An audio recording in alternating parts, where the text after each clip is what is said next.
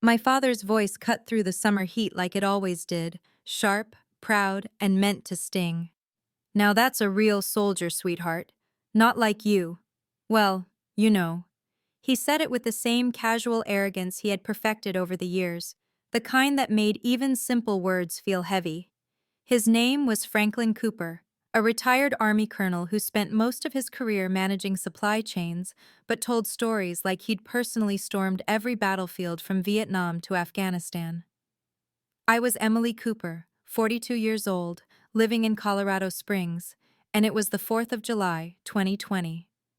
My father's backyard was packed for his annual Veterans fundraiser, the one day of the year he got to stand tall and hold the spotlight. He loved these gatherings more than Christmas. It was his stage. I was wearing a simple blue dress, holding a donation check I'd spent all morning preparing. But before I could speak, he brushed me aside with a flick of his wrist. "Just drop it in the jar, Emily." Then he turned to the crowd, raising his bottle of beer like a trophy. "Everyone, this is my daughter, Emily. She works for the government," he said, pausing dramatically as if preparing a punchline. "Pushes paper at the DOD. A real chair force warrior." The veterans laughed, not because it was funny, but because they knew what he wanted. I just kept my face neutral. I'd learned long ago that reacting only encouraged him. Then it got worse. He wrapped his arm around a tall, broad-shouldered Navy SEAL, Lieutenant Commander Mason Riker, the rising star of the local VFW chapter. My father adored him, talked about him like he was the son he wished he had. "Now this man," he boomed, "is the real deal. Fresh off some classified trip. Can't talk about it." He winked like he had insider access he could never actually have. When he looked back at me, he raised his voice intentionally. "The Taliban wouldn't even blink at you, Emily." A few people laughed, uncomfortable but too polite to correct him. But Mason Riker didn't laugh. His smile froze. His posture shifted instantly, relaxed shoulders locking into rigid attention. He stepped closer to me, eyes narrowing as if he were studying something only he could see. Then he whispered, stunned, "Hold on. I know that scar." His gaze drifted to the faint white line above my right temple. "You're the medic," he said quietly. "You're the angel who dragged us out in Helmand." My father's beer slipped from his hand. My father let out that same dismissive laugh he always used when he wanted an audience to agree with him. Then he tapped Mason Riker's bicep, like Mason was some trophy he could display. "But this is a real soldier." I watched Mason's expression shift. He looked uncomfortable. Not shy, not modest. Uncomfortable, like a man who had just realized he was standing beside the source of a lie. I stayed still, the donation check still in my hand, and felt that familiar cold burn settle deep in my stomach. It wasn't just an insult. It was a public declaration that I was worthless in uniform. Franklin Cooper had just called me a coward in front of the one man on earth who knew exactly who I was and what I'd done. But to understand the reckoning that was about to unfold in that backyard, you have to understand the world my father had built for himself long before that 4th of July. My father loved to hold court at Sunday dinner. Halfway through his second bottle of wine, he would begin retelling his service years. Stories stretched so thin and polished so loudly that even the facts couldn't recognize themselves. He had been a logistics colonel, but in his retellings, he was a decisive battlefield strategist who saved missions through sheer force of will. "You see," he would boom, "I solved that supply crisis in '04. Real pressure, real decisions." My mother, Helen, would nod faithfully at every word, as if she were hearing gospel. I learned to lower my head and focus on my plate. It was easier than correcting him or trying to share anything real. I remember one dinner vividly. I had just finished 6 torturous months working on my postgraduate thesis. I was proud, deeply proud. For once, I wanted to share something meaningful. "Dad," I said gently, waiting for him to breathe between stories. "I finally finished my thesis on encrypted network vulnerabilities." He froze mid-gesture and blinked at me. Then came the condescending smile and the patronizing pat on my hand. "That's nice, honey. All that computer stuff is cute, really cute. He turned back to the table.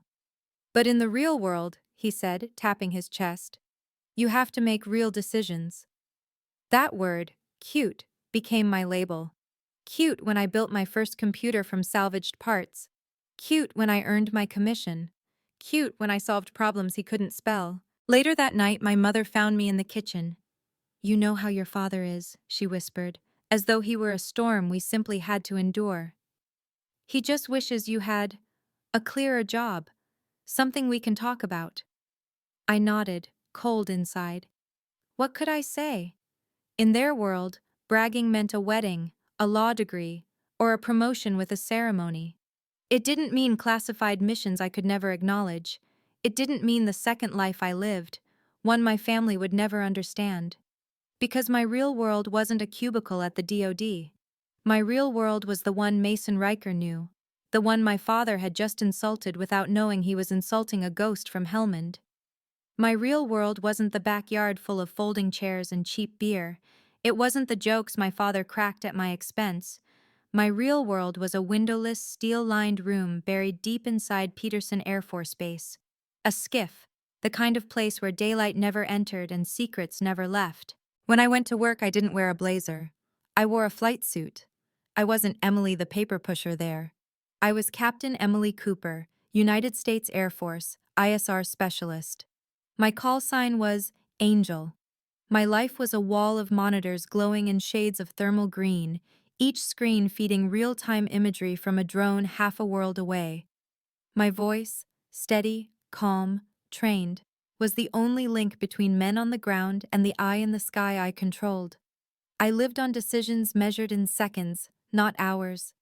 I remember one night more clearly than anything my family ever celebrated. Odin 3, this is Angel, I said into my headset, my voice low, deliberate. I've got eyes on your HVT. Be advised, secondary heat signature emerging. 6, correction, 8 military-age males, 200 meters southeast. The team leader, Mason Riker, call sign Odin, was already moving his men toward the building. I could hear the tension in his breathing. That's a kill box, Odin, I snapped. Weapons tight. I repeat, weapons tight. He argued. His intel said the building was clear, but everything in my training and every instinct in my body screamed otherwise. I'm calling the audible, I said, leaving no room for debate. Redirect to extraction point Bravo. Move, now. The next morning, in the after-action review, General Hale, a man whose respect had to be earned, not inherited, studied the footage. He wasn't one to smile, but his eyes held something firm and genuine when he looked at me. Your call saved that SEAL team, Captain, he said quietly. They were walking into a slaughter. Lieutenant Commander Riker owes you his life. Every one of his men does. And yet, at every family dinner, while my father bragged about solving forklift shortages 20 years ago, all I could see was that thermal footage and the lives that didn't end because I spoke up. My father spent years pretending he was close to the spear. He never realized his own daughter was the spear. So that afternoon, standing in his backyard with laughter clinging to me like smoke, car keys in hand, I felt the old urge to disappear, to retreat back into my real world, the only world where I mattered. It was what I always did. But not this time. It was always easier to walk away. That was the pattern of my life. Stay quiet, stay small, stay out of the blast radius. So when the laughter rippled across the backyard and my father gave me that triumphant, dismissive smirk, I turned toward the gate. Leaving was familiar. Leaving was safe. I was halfway across the lawn when I caught sight of Mason Riker's face. He wasn't laughing. He wasn't nodding along with my father's mockery or soaking in his praise like every other veteran my dad paraded through that yard. Mason was staring directly at me, not with pity, not with confusion, but with an unsettling recognition, like someone trying to place a memory they weren't supposed to have. In that instant, a cold, sharp clarity hit me. I didn't need to defend myself. I didn't need to argue with my father. The truth, finally, was enough. I stopped, turned. My keys were still clenched in my hand. My father's face lit up, completely misunderstanding. Ah, decided to stay, sweetheart? Good. He actually chuckled. Go get Mason another beer. That was the last time he ever spoke to me like that. I walked right past him without a glance, my eyes locked on the seal who suddenly looked like he couldn't breathe. The backyard quieted, the crowd sensing something shifting. I stopped in front of Mason. Lieutenant Commander, I said evenly. My father is mistaken. I'm not DOD admin. The silence tightened around us. I'm Captain Emily Cooper, 21st ISR Group. His eyes narrowed, confusion deepening. We've worked together, I added. Though you never saw my face. Mason frowned. Ma'am, what do you mean? My father scoffed from behind me. Emily, stop this nonsense. Don't bother the man. I didn't turn, not once. Kandahar province, I said steadily. 3 months ago, Operation Night Strike. Mason's face went blank, his breath hitching. You were Odin 3. Your team was pinned in a wadi. Comms down. You were 20 seconds from walking into a 3-sided ambush. My father, the man who loved war stories, had no idea he was about to hear a real one. Mason's voice cracked. That's classified. How could you know? I finally let him see me. Because I was Angel, I said softly. The voice that pulled you out. The one who watched you take shrapnel to your temple 2 days before the airstrike I called in. The backyard fell completely still. The grill hissed. A beer bottle slipped from someone's hand. And every man who had just laughed at me stood frozen, staring at the daughter Franklin Cooper never truly saw, the one he'd spent a lifetime dismissing. The crash came like a gunshot. Mason Riker's beer bottle slipped right out of his hand and shattered across the patio stones, the sound slicing through the dead silence like a blade. He didn't even flinch at the glass exploding at his feet. His entire body locked up. It wasn't a salute. No one salutes at a backyard barbecue. But it was something close. A reflex. A soldier's instinctive, involuntary posture in the presence of someone who outranked him in a way that had nothing to do with uniform tabs or silver bars. He looked at me like he was seeing a ghost. Angel? He whispered, voice cracking. My God. His gaze moved over my face like he was memorizing it, searching for something familiar beneath the civilian clothes and soft summer light. Your Angel, the one who kept us alive. He wasn't being poetic. That was the call sign the teams whispered about. A myth passed between units. A voice that pulled men back from the brink. My father called me a paper pusher. His hero called me a legend. I watched the color drain from Franklin Cooper's face. For a moment, he looked like a man whose footing had been ripped away. Then he tried to laugh, a thin, broken attempt. Wolf, what is this? She's lying. She's making it up. Emily, what is this nonsense? He wanted me to give him an escape route. He wanted me to smile, shrug it off, let his fantasy world snap back into place. But Mason didn't give him the chance. He turned on my father with a fury so sharp the air vibrated. Sir, Colonel. The way he said Colonel didn't sound like respect. It sounded like an accusation. Shut up. Just shut up. My father actually stepped back. Mason faced me again, and his voice shook. Ma'am, Captain, I've been trying to find out who Angel was for 3 months. I just wanted to thank you. The words tumbled out of him, raw and shaking. You didn't just pull us off that ambush. You talked my point man. He was 20, ma'am, 20. You talked him off a pressure plate IED in pitch darkness. Just your voice. He would have died if you hadn't stayed with him. He swallowed hard, blinking fast. You routed us through that whole sector foot by foot while holding a kill box with a Reaper. You saved every one of us. The silence that followed was absolute. My father's face was chalk white. The bravado, the fake war stories, the posturing, gone. In one breath, he went from towering hero of his own imagination to a man exposed. For the first time in my life, Franklin Cooper looked small. His buddies weren't looking at him with admiration anymore. The pride on their faces had drained away, replaced by something far more painful: pity. And not the soft kind, the kind mixed with disappointment and disgust. My father had spent the entire afternoon making them laugh at me, pointing out my supposed weaknesses, presenting me as the family embarrassment. And now, in front of the seal he idolized, that entire performance collapsed. He tried again, one last time, his voice a thin, trembling whisper grasping for the world he used to control. But she pushes paper. She's just Emily. Mason shook his head slowly, firmly, his eyes locked on mine with unwavering certainty. Sir, he said, putting weight on the word like a reprimand, your daughter is one of the most decorated ISR specialists in the entire theater. The paper she pushes determines JSOC's go or no-go. We don't move, we don't breathe, we don't engage until she says so. He took a breath, jaw tight. We live or die based on her call. My father had spent my entire life lecturing me on the importance of the warrior caste, the elite, the real fighters. But it took less than a minute, 30 seconds of truth from an actual warrior, to show him exactly who stood where. The party didn't end. It simply died. The silence grew heavier than the July heat pressing down on us. The men who had been roaring with laughter minutes earlier now couldn't even look at him. They stared at the ground, shuffled their feet, mumbled excuses about needing to head out. They left one by one in a slow, awkward procession.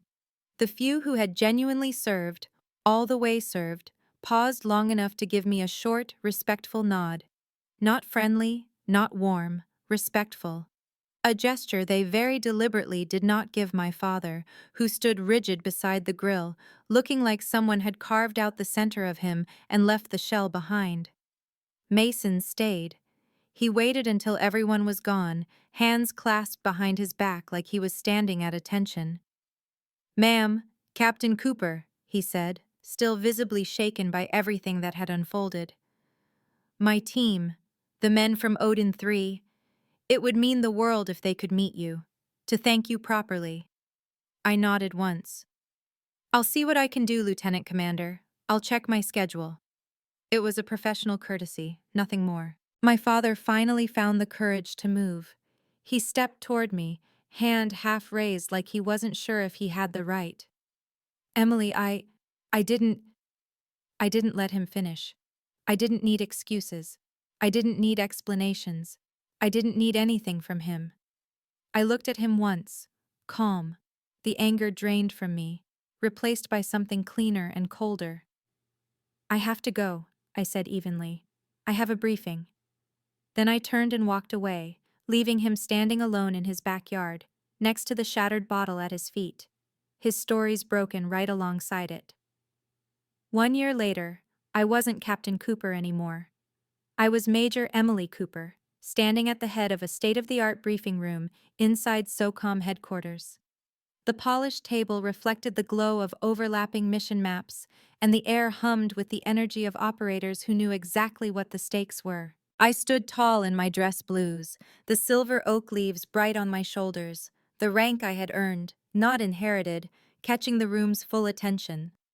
I was presenting the after-action report for an operation I had overseen personally. A complicated, high-risk mission with lives balanced on timing measured in seconds. The room was full.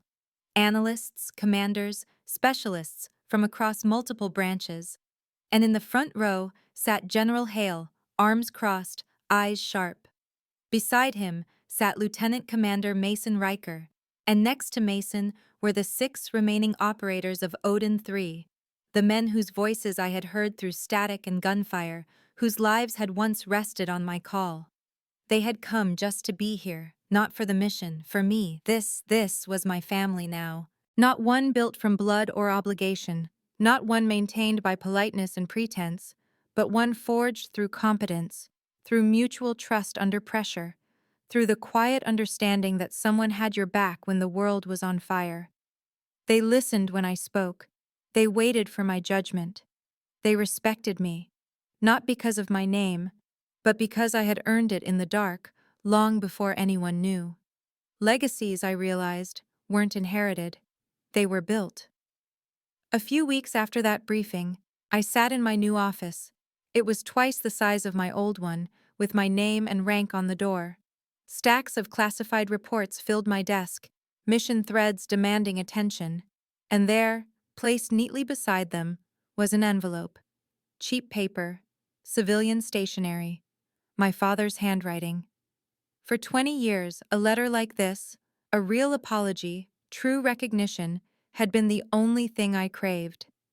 Now it felt like another administrative task. I opened it anyway. Major Cooper, crossed out. Rewritten simply as Emily.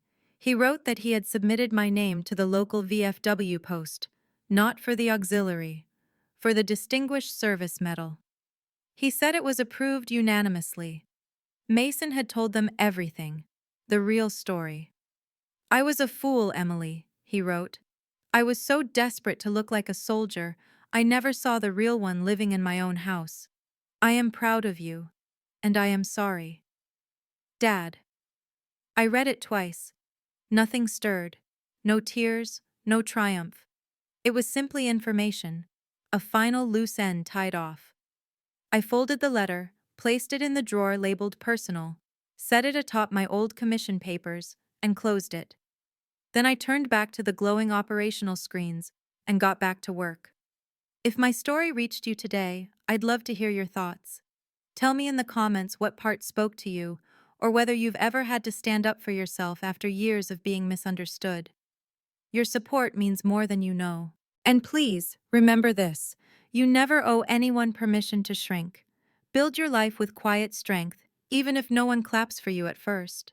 If my journey proves anything, it's that respect earned in truth lasts longer than applause built on ego.